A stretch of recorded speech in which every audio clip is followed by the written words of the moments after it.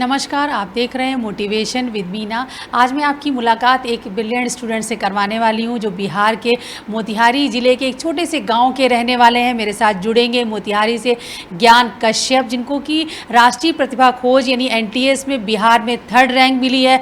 बहुत ही शुरू से मेधावी छात्र रहे हैं ज्ञान। वो बिहार के ही सिमुलतला आवासीय विद्यालय के छात्र हैं। 10th क्लास में उनके मार्क्स आए थे 91.6% और ज्ञान बनना चाहते हैं इंजीनियर, जेई की तैयारी कर रहे हैं। फिलहाल वो 11th क्लास में पढ़ते हैं। मेरे साथ ज्ञान जुड़ेंगे, वो बताएंगे कि जो एनटीएस एग्ज़ाम है उसकी प्रिपरेशन उन्होंने कैसे की और क्या क्या इसका सिलेबस होता है, कितने उनके मार्क्स आए, और ये जो सर्टिफिकेट यानी जो एनटीएस का सर्टिफिकेट होता है वो आपके किन किन परीक्षाओं में जो आने वाले समय में जो आपके नेशनल लेवल के कंपटीशन है, ये तमाम देश की दुनिया की विदेश में जब आप एडमिशन लेने जाते हैं तो ये एनटीएस का सर्टिफिकेट आपके कितने काम आता है। ज्ञान, आपने एनटीएस एग्ज़ाम में बिहार में 3rd रैंक हासिल की, क्या इस रिज़ल्ट से आप सेटिस्फाई हैं? Yes ma'am.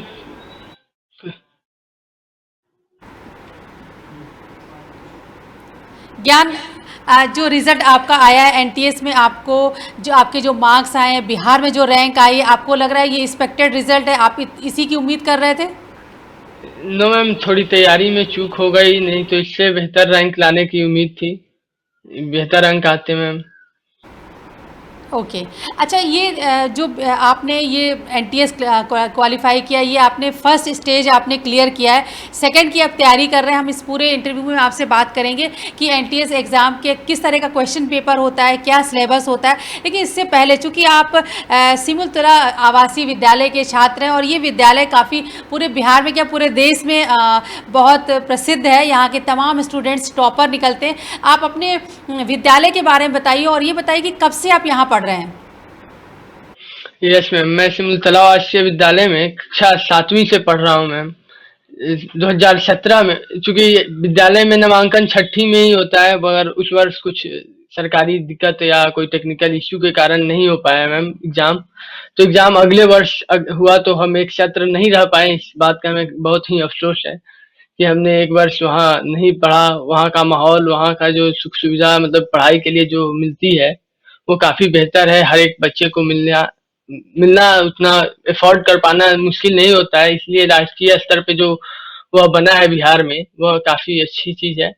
वहाँ के बच्चे काफी अच्छे करते हैं। वहाँ के काफी हमारे सीनियर्स हैं जो काफी अच्छे कर रहे हैं, काफी अच्छे रैंक ला रहे हैं, अच्छे पोस्ट पे जा रहे हैं मैम। Yes ma'am. ओके।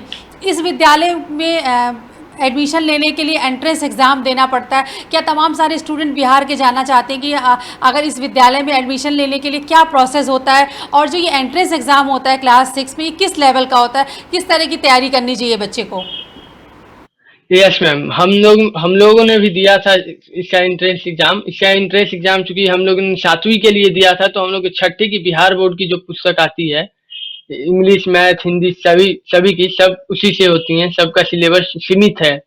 7वीं के लिए 6ठी में, और 6ठी के लिए 7वीं में, 6ठी के लिए 5वीं से। अच्छा, अब ये बताइए कि हाँ, आपके 10th क्लास में अभी जो रिज़ल्ट आया है, अभी कितने मार्क्स हैं और क्या आप इससे खुश हैं? नो मैम, इसके मार्क्स से तो मैं संतुष्ट नहीं हूँ, क्योंकि इससे ज्यादा एक्सपेक्टेशंस थे मेरे। मेरी एग्जाम भी काफी अच्छी गई थी और मैंने सोचा था कुछ इससे बेहतर हो पाएगा, मगर ऐसा नहीं हो पाया। तो आपके 91.6% आए, ये आपको लग रहा था इससे ज़्यादा मार्क्स आएंगे आपके? यस मैम, इससे बेहतर आनी चाहिए थी। हम्म। तो क्या बिहार में भी बच्चे इसे 9th के रिजल्ट के आधार पर प्रमोट किए गए, या आप लोग की परीक्षाएं हुई थी? मैम, बिहार बोर्ड ने परीक्षा कंडक्ट कराई थी मैम। ओके। अच्छा, अब मैं एनटीएस के बारे में, राष्ट्रीय प्रतिभा खोज के बारे में, नेशनल टैलेंट सर्च एग्ज़ाम के बारे में जानना चाहती हूँ। आप विस्तार से बताइए, ये एनटीएस एग्ज़ाम का जो फर्स्ट स्टेज का पेपर है, कितने मार्क्स का होता है, कितने सब्जेक्ट इसमें होते हैं? मैम, एनटीएससी स्टेज 1 जो होती है, एससीईआरटी, किसी भी स्टेट बोर्ड के एससीईआरटी द्वारा कंडक्ट कराई जाती है, और स्टेज 2 एनसीईआरटी द्वारा कराई जाती है। एससीईआरटी बिहार बोर्ड ने जो ये परीक्षा कंडक्ट कराई थी एससीईआरटी ने, उसमें स्टेज 1 में 2 पेपर होते हैं, मैथ और सैट, मेंटल एबिलिटी टेस्ट और स्कॉलास्टिक एबिलिटी टेस्ट। तो मेंटल एबिलिटी में वर्बल रीजनिंग और नॉन वर्बल रीजनिंग होते हैं, 2 घंटा का समय होता है और 100 प्रश्न होते हैं। और तो ये उसी जो तरह आपका सैट दो में भी घंटे का पेपर हुआ और 200 मार्क्स का था, इसमें आप बता सकते हैं कि जो 200 मार्क्स के क्वेश्चंस आए, टोटल कितने क्वेश्चंस आए और किस किस, जैसे आपने कहा कि भाई रीजनिंग होती है, आपका मेंटल एप्टीट्यूड टेस्ट किया गया, तो ये डिवाइडेड है कितने, आप इसको विस्तार में बताइए कि ये जो यस 200 मैम। मार्क्स का 200 मार्क्स का पेपर है, इसके बारे में विस्तार से बताइए, कितने स्लॉट में बटा होता है और क्या क्या सवाल इसमें होते हैं, किस तरह का सब्जेक्ट वाइज डिवाइड होता है ये। एग्जाम 2 शिफ्ट में होते हैं, फर्स्ट शिफ्ट में मैथ होता है और सेकेंड शिफ्ट में सैट होता है। और मैथ जो होता है 100 मार्क्स का होता है, जिसमें verbal and non verbal reasoning पूछे जाते हैं। और सैट जो होता है उसमें साइंस, मैथ और सोशल साइंस पूछे जाते हैं। 40 मार्क्स का साइंस होता है, 40 मार्क्स का सोशल साइंस होता है और 20 मार्क्स का मैथ होता है। Yes ma'am. ओके। अच्छा, ये जो आपने कहा कि मेंटल एबिलिटी चेक की, ये रीजनिंग किस लेवल की आती है, आपने कैसे इसकी तैयारी की थी। मैम, मैं तो सिमुलतला में था, तो वहाँ के शिक्षकों ने हमें गाइड किया कि इसका कोई, चूंकि रीजनिंग के कोई दायरा नहीं है, वो आपके थिंकिंग लेवल पे डिपेंड करता है। तो उन्होंने एक गाइडलाइन बताया कि एनालॉजी, क्लासिफिकेशन, जितने से अधिक क्वेश्चन कर सकते हो वो करो, उससे बेहतर आपका जो होगा कंसेप्ट क्लियर होगा और आपका स्पीड फास्ट होगा। ओके। अच्छा, और मेंटल एबिलिटी के अलावा जो आपने बताया कि सोशल साइंस होता है, साइंस होता है, इसकी तैयारी आपने किस तरीके से की थी। मैम, ये जो साइंस और सोशल साइंस होते हैं टोटली 10th के 9th और 10th से होते हैं। तो उस वर्ष हम लोग भी 10th में ही रहते हैं जब एग्जाम देते हैं।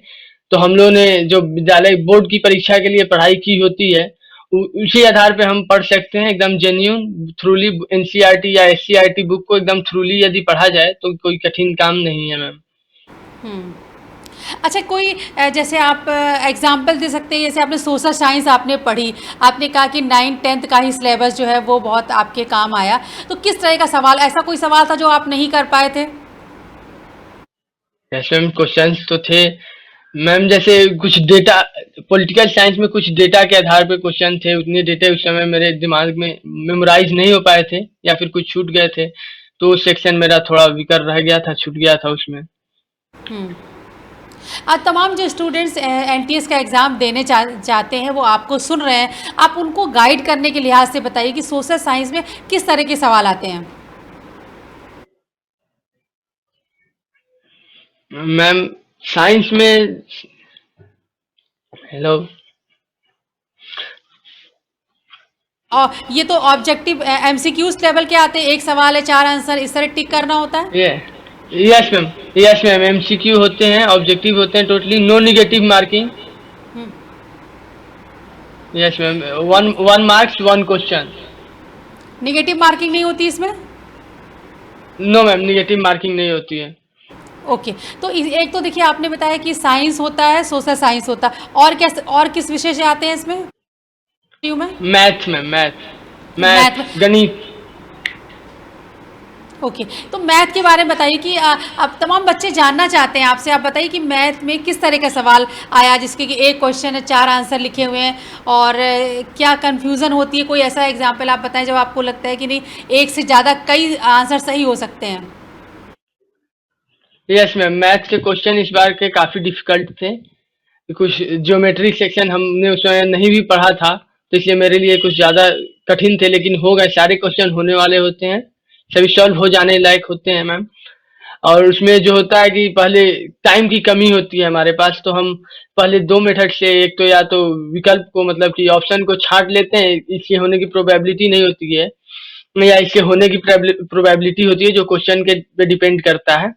जैसे मैथ्स में तो नहीं कह सकते, मगर सोशल साइंस सबसे एग्जाम देते हैं तो टाइम की हमारे पास बहुत कमी होती है। तो हम सबसे पहले सोचते हैं कि सोशल साइंस कर लेते हैं, कि उसमें तो कोई कोई ऑप्शन होगा तो होगा ही, जैसे कि किसी का आंसर यही होगा, इससे अलग नहीं हो सकता।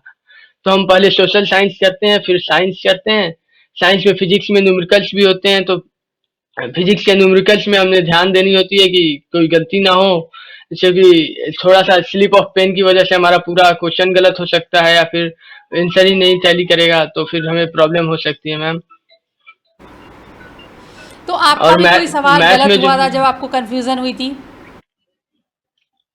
यस मैम, एक दो सवाल थे जो वैसे गलत हो गए थे, जो अच्छा, ये जो आपने स्लिप फर्स्ट ऑफ स्टेज पेन का कह एग्ज़ाम सकते हैं। क्लियर किया, ओवरऑल आपने कहा कि जैसे आपके जो मार्क्स हैं, मैं देख रही थी 189 में आपके 165 आए हैं। तो आपने कोई चीज़ एनालाइज़ की है कि ये गलती एग्ज़ामिनेशन हॉल में नहीं करनी चाहिए जब आप एनटीएस का एग्ज़ाम दे रहे हो तो?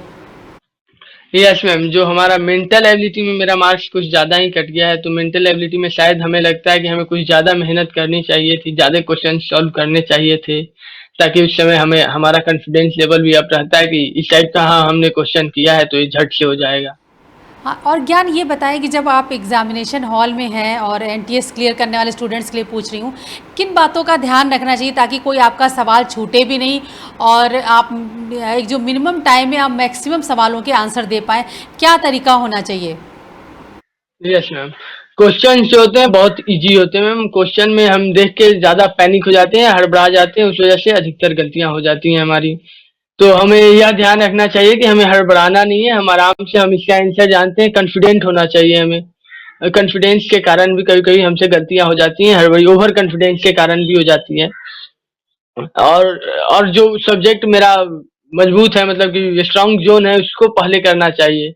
जैसे एसएसटी जो होते हैं उसमें एक ही ऑप्शन का आंसर जो होता है फिक्स्ड होता है, उस पे हम ध्यान ज़्यादा दें कि पहले वो टाइम कंज्यूमिंग नहीं होता है। उस जनरली कॉम्पिटिशन के एग्जाम में कोई टाइमिंग हमारे मतलब मायने रखते हैं। वो अगर हमारे टाइम अंत में बचेंगे तो मैथ्स में हम 2 क्वेश्चन ज़्यादा कर लेंगे, या फिर क्वेश्चन हमारे नहीं छूटेंगे एक भी। तो इसलिए हमें पहले एसएसटी पे ध्यान देना चाहिए, एसएसटी को हमें पहले कर लेना चाहिए, फिर साइंस कर लेना चाहिए। और साइंस में जनरली फिजिक्स और केमिस्ट्री में जो न्यूमेरिकल होते हैं, उसे भी हम कोशिश करें कि बाद में करें, बायोलॉजी को पहले कर लें, उसके भी आंसर फिक्स्ड होते हैं, जो हमें याद है, हो जाएँगे, टिक हो जाएँगे, कन्फर्म हो जाएँगे, हमें 1 मार्क्स दे के जाएँगे। और जो ये फिजिक्स हुए, केमिस्ट्री हुए, मैथ्स हुए, इनके न्यूमेरिकल जो क्वेश्चन होते हैं उसमें हम ज्यादा हड़बड़ा के आंसर गलती कर देते हैं, यदि जानते भी रहते हैं तो हमारा हड़बड़ी स्लिप ऑफ पेन की वजह से हो जाता है। हड़बड़ी में कुछ मिस हो गया, जैसे पॉइंट मिस हो गया या डेसिमल मिस हो गया, तो पूरा कैलकुलेशन हमारा गड़बड़ हो जाता है, तो आंसर भी टैली नहीं कर पाता और हम पैनिक हो जाते हैं एग्जाम हॉल में। हम्म, और एग्जाम में हमें कंसंट्रेशन की जरूरत होती है क्वेश्चंस पे, और ज्यादा ज्यादा हड़बड़ाने की जरूरत नहीं होती है। ओके। अब आपका फर्स्ट स्टेज क्लियर हो गया ज्ञान, तो आप सेकेंड स्टेज के लिए एनटीएस की तैयारी कर रहे हैं। अभी आप कितने घंटे पढ़ रहे हैं? मैम अभी तो मैं साथ साथ जेई की भी क्लासेस कर रहा हूँ, एलएन से लिया हूँ, और सब चीज एलएन का वर्कशॉप भी ले लिया है मैंने, एनटीएससी स्टेज 2 का, जो कि आज ही से स्टार्ट होने वाला है। आज ही शाम 6 बजे से उसके क्लास स्टार्ट हो जाएंगे हमारे। तो उसमें उसमें 4 घंटे के जनरली क्लास हैं, संडे कल है, संडे सैटरडे 2 दिन क्लास हैं, 4 4 घंटे के दोनों दिन क्लासेस हैं वो ओके। मैंने। अच्छा ज्ञान, मुझे एनटीएस के सेकंड स्टेज के एग्ज़ाम के बारे में बताइए, विस्तार से बताना है आपको। एनटीएस के सेकंड स्टेज में कितने मार्क्स का पेपर आएगा, क्या क्या सब्जेक्ट आएंगे, और ये जो आपने फर्स्ट स्टेज का क्लियर किया उससे कैसे डिफरेंट, क्या उसका थोड़ा सिलेबस और बढ़ जाएगा? आप कैसे तैयारी कर रहे हैं एनटीएस के सेकंड स्टेज की? Yes ma'am, NTSC second stage में सेम मैथ और सेट 2 ही पेपर होते हैं, दोनों के 100 मार्क्स के होते हैं दोनों।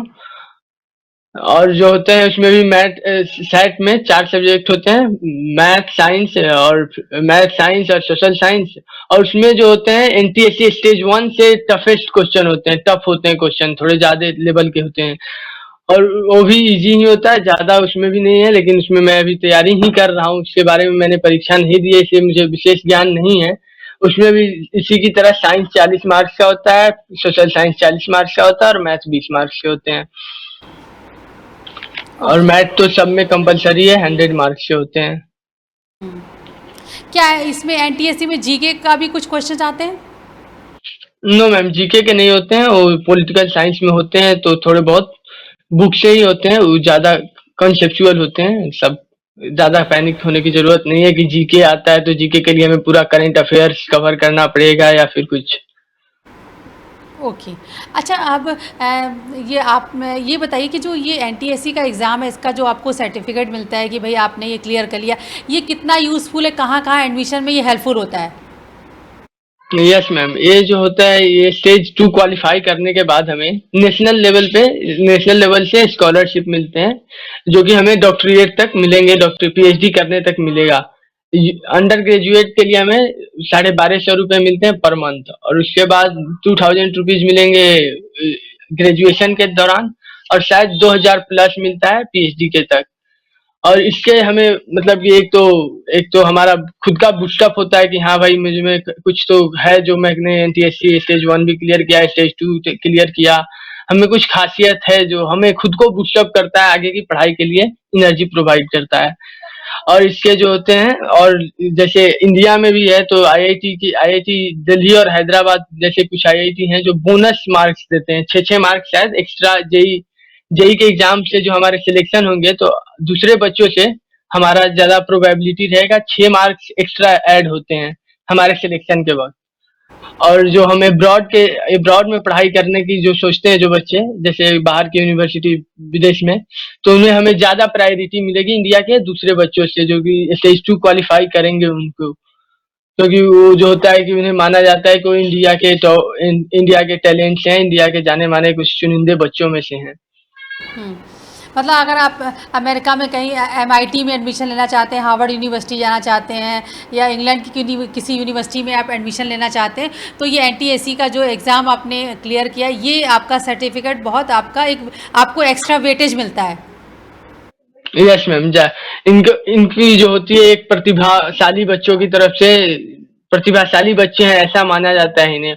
और इनका जो होता है कि जॉब के वक्त हम लोग सीवी या रिज्यूम बनाते हैं, उसमें भी हम दर्शाते हैं कि हाँ I am NTSC stage 1 stage 2 qualifier. तो उसमें जो होता है, जो टेक्निकल जॉब्स होते हैं या फिर सरकारी जॉब्स होते हैं, उसमें भी प्रायोरिटी मिलती है कि हाँ ये बंदा थोड़ा कुछ तो यूनिक है, जो इसमें ऐसी खासियत है, तो ये सिलेक्शन हुआ, ये ऐसा किया, तो हमें ज्यादा आप प्रायोरिटीज बिल्कुल। मिलते हैं। अच्छा ज्ञान, एक तो आपने एनटीएससी के बारे में बहुत अच्छी जानकारी दी कि इसका एक तो आप जब नेशनल लेवल का कंपटीशन अगर आप क्लियर करते हैं तो आपको एक्स्ट्रा वेटेज मिलता है, कई यूनिवर्सिटीज़ में मिलता है, आईआईटीज़ में मिलता है, और आपके सीवी में एक बहुत एडेड क्वालिटी आपकी हो जाती है। अब ज्ञान, बस अगर लास्ट में चलते चलते मैं आपसे ये बात करना चाहती हूँ कि इस समय आप 11th क्लास में पढ़ रहे हैं और जेई की भी तैयारी कर रहे हैं, तो सुबह से शाम तक आपका क्या रूटीन है, कितने घंटे पढ़ रहे हैं आप? यस मैम, अभी तो फिलहाल सभी सभी क्लासेस मेरे ऑनलाइन ही चल रहे हैं, और मैंने सबके कोर्स ले रखे हैं। तो जेई के 4 घंटे के क्लासेस चलते हैं, और फिर एक केवीपीवाई की भी मैं तैयारी कर रहा हूँ, तो उसके भी 3 घंटे के क्लासेस चलते हैं, 3 क्लासेस पर आवर के 3 क्लासेस। और एनटीएससी के स्टेज 2 के आज से क्लासेस मेरे शुरू हो जाएंगे। उसके बाद सेल्फ स्टडी के लिए ज्यादा नहीं, 2 से 3 घंटे मिलते हैं। फिर तो उसमें सेल्फ स्टडी करता हूँ, क्वेश्चन सॉल्व करता हूँ, प्रॉब्लम सॉल्व करता हूँ, मैथ। अब तो मेरा सेक्शन बढ़ चुका है पीसीएम, और चूंकि स्टेज 2 के लिए मुझे बायोलॉजी भी पढ़ना पड़ेगा, और केवीपीवाई के लिए भी बायोलॉजी ही पढ़ना पड़ेगा। ओके। ओके, थैंक यू ज्ञान, बहुत अच्छी जानकारी आपने दी। Thank you. Thank you ma'am.